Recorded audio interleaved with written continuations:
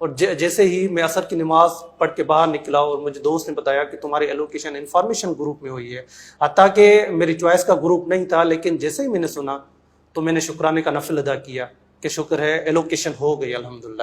تو مجھ سے بھی زیادہ میری فیملی نے سیلیبریٹ کیا، کیونکہ 9 سال ایک بہت بڑا عرصہ ہے اسٹرگل کا، اور 9 سال اپنے نروز پہ کنٹرول کرنا بہت ہی بڑا مشکل کام ہے۔ میری ایجوکیشن جو ساری ہے وہ گورنمنٹ انسٹیٹیوشن سے ہے نا، پرائمری سے لے کے یونیورسٹی تک۔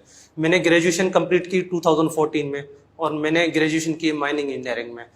2014 کے بعد کیونکہ میرا کوئی خواب نہیں تھا، میری کوئی پلاننگ نہیں تھی سی ایس ایس کرنے کی، اور جب میں when I was studying in Mehran university I was thinking that CSS was game of talented people۔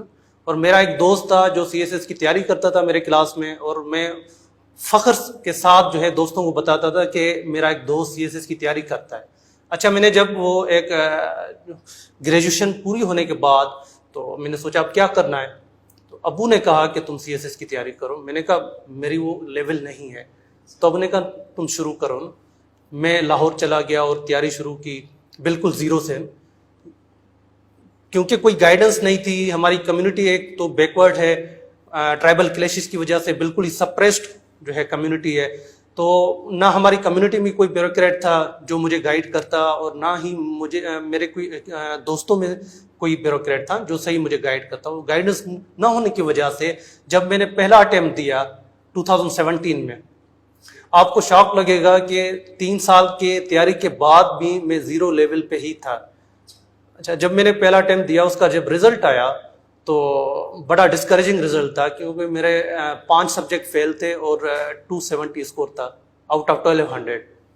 تو یہ ایک ایسا مقام تھا کہ جہاں سے مجھے یا تو ڈائیورٹ ہو جانا چاہیے تھا، اور جو جتنے بھی میرے سرکل میں دوست تھے سب نے یہی کہا کہ تمہیں ڈائیورٹ ہو جانا چاہیے نا سنگل پیپر کمیشن کی طرف، کیونکہ جہاں پہ تم پہنچ نہیں سکتے وہ بہتر ہے کہ تم اس کو چھوڑ دو۔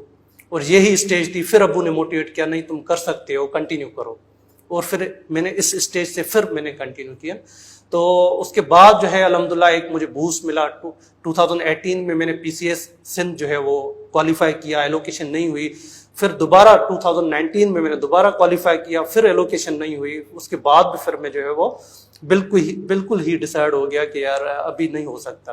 پھر ابو نے جو ہے وہ بہت ہی موٹیویٹ کیا کہ نہیں، ابھی تم ریٹن اور انٹرویو تمہارے لیے مسئلہ نہیں ہے، تھوڑی مارکس سے اگر تم ایلوکیٹ نہیں ہو سکتے تو اور کوشش کرو۔ پھر جب میں نے سیکنڈ اٹیمپٹ دیا سی ایس ایس کا 2020 کا، تو اس میں میرا اچھا اسکور تھا، 600 پلس اسکور تھا، صرف ایسے میں رہ گیا تھا۔ تو اس پوری جرنی میں مجھے ایک بوسٹ ملتا رہا کہ چلو یار میں کر سکتا ہوں۔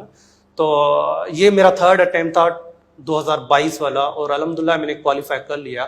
اور مسئلہ جب آپ نے کہا کہ آپ کی فیلنگز کیا تھی، اچھا میں 2 دفعہ ایلوکیٹ نہیں ہوا تھا، اور مجھے پتا تھا کہ ایلوکیشن کی کیا خوشی ہوتی ہے۔